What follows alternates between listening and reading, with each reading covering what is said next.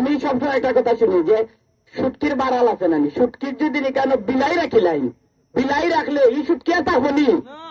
আপনি দোকান দিলা কোটি টাকা দিয়া, এখন যদি ক্যাশিয়ার সুর বয়নি দোকান আর থাকবনি, তাহলে ক্যাশিয়ারও ভালো মানুষ বানিয়ে রাখবো, সব মানুষ বানিয়ে রাখবো। বাংলাদেশে কোন তার অভাব নাই, একটা জিনিসের অভাব, সৎ এবং যোগ্য মানুষের অভাব।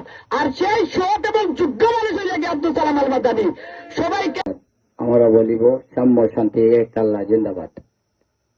আউযুবিল্লাহি মিনাশ শাইতানির রাজিম। বিসমিল্লাহির রহমানির রহিম।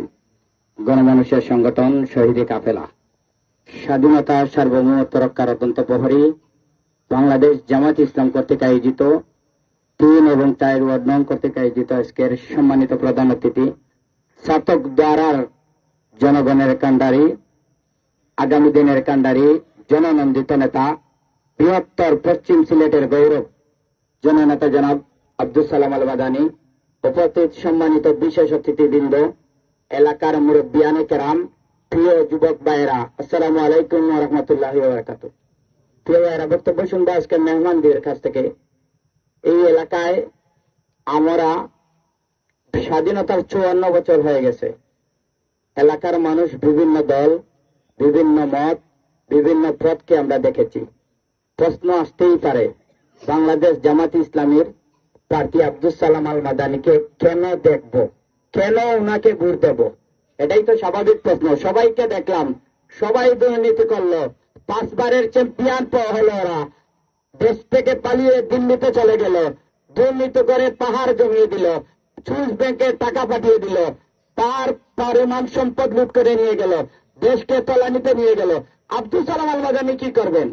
এর জবাবে আমরা বলতে পারি, তত্ত্বাবধায়ক সরকার যখন আসছিল, আমার 2জন মন্ত্রী ছিলেন, শহীদ মাওলানা মতিউর রহমান নিজামী, মাওলানা শহীদ মতিউর রহমান নিজামী, আলী হাসান মুজাহিদ বাংলাদেশ জামায়াত ইসলামের সেক্রেটারি ছিলেন। একটি টাকারও দুর্নীতি খুঁজে পায় না এরা। পৃথিবীর এমন কোন যন্ত্র নাই যে যন্ত্র দ্বারা খুঁজে একটি টাকারও দুর্নীতি পায় নাই। সেই আলী হাসান মুজাহিদ, মতিউর রহমান নিজামীর উত্তরসূরি হচ্ছেন আব্দুল সালাম আল মাদানী।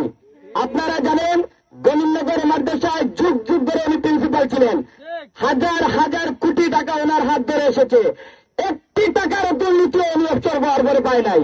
প্রিয় ভাইয়েরা, আপনারা অনেককে দেখেছেন, এই ছাত্রকে বৃহত্তর সিলেটের পশ্চিম সিলেটের গৌরব যদি কোরআনের পাখিকে আপনারা সংসদে পাঠাতে পারেন, এই গ্রামটা আপনাদের আলেমে দ্বীনের গ্রাম, এই গ্রামের মানুষ এবং এই এলাকার মানুষ ইসলাম প্রিয় মানুষ। আপনারা যদি ইসলাম প্রিয় মানুষ হয়ে আপনাদের কোরআনের পাখি আব্দুল সালাম আল মাদানীকে পাঠাতে পারেন, আপনাদের যত দাবি দাবা আছে, বিশেষ করে যুবক ভাইয়েরা যারা আছেন, কলকারখানা সহ এই এলাকার উন্নয়নে আব্দুল সালাম আল মাদানী সর্বোচ্চ ভূমিকা রাখবেন ইনশাআল্লাহ। আপনাদের মুরব্বিয়ানে কেন আছেন, বক্তব্য রাখবেন। প্রিয় ভাইয়েরা, আমাদের এলাকায় দেখা গেছে ট্রেনের সমস্যা, বাজার থেকে শুরু করে, বাজারে এখন ট্রেন নেই, বিভিন্ন সমস্যার কারণে এই বাজার সহ এই বাজারে উন্নতি করার জন্য, এই এলাকাকে উন্নতি করার জন্য যত ধরনের পদক্ষেপ নেওয়া দরকার, শিক্ষা খাতে, স্বাস্থ্য খাতে, সব খাতে আব্দুল সালাম আল মাদানী সব খাতে অগ্রণী ভূমিকা রাখবেন ইনশাআল্লাহ।